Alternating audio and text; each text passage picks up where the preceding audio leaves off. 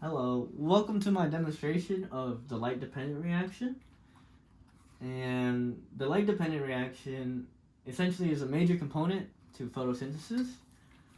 And photosynthesis is very, very important to flowers, plants, and to some living organisms. Um, and I have an example for why it's very important. So, essentially, these are flowers that I got a week ago for my birthday, and unfortunately, they have not been exposed to much sunlight. So look at them; they're deceased, and these flowers are not granted the opportunity to perform photosynthesis when I was taking care of them, and so they're dead. But yeah, photosynthesis is basically how plants and some organisms harvest sunlight energy, harvest sunlight to release oxygen, to create oxygen, release oxygen, and food. Well, their food, sugars, and yeah. And so photosynthesis, the main concept of photosynthesis, occurs in the chloroplast, and that's where the light-dependent reaction also takes place. In more specific terms, it takes place in the thylakoid membrane. And now, in the light-dependent reaction, we have two photosystems, photosystem 2 and photosystem 1. And now, photosystems are essentially they're large complexes of proteins and pigments, and that's where the light goes.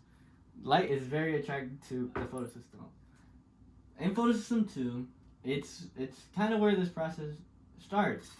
As in the light dependent reaction, its main purpose is to create NADP and ATP. And those two molecules are very important later on for photosynthesis. And essentially, down here, what should I say, up here, in photosystem 2, the obtained sunlight energy is used to extract electrons from water molecules. And as water molecules break down oxygen gas and hydrogen ions, the freed oxygen gas actually is the oxygen we breathe, and we're lucky to breathe. And now the electron makes its way into the electron transport chain, and it flows around from a high energy point up here to a low energy point over here.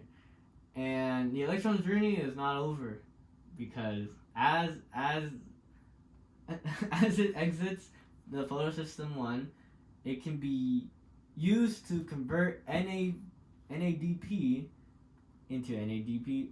It's basically just energy transferred, electrons moving through the electron transfer chain, and all this process is enough to reach ATP synthase and essentially produce the ATP that's going to be used later in photosynthesis, and it's going to be used to the main purpose of the light dependent reaction is to create NADPH and ATP, and that essentially is because ATP is basically a storage molecule, is an energy storage molecule that can be used for future reactions, and NADPH is essentially an electron carrier.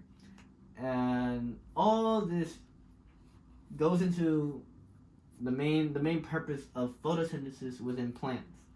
And it's all pretty exciting, pretty cool. And yeah, that's basically my demonstration of the light dependent reaction. A main process of photosynthesis.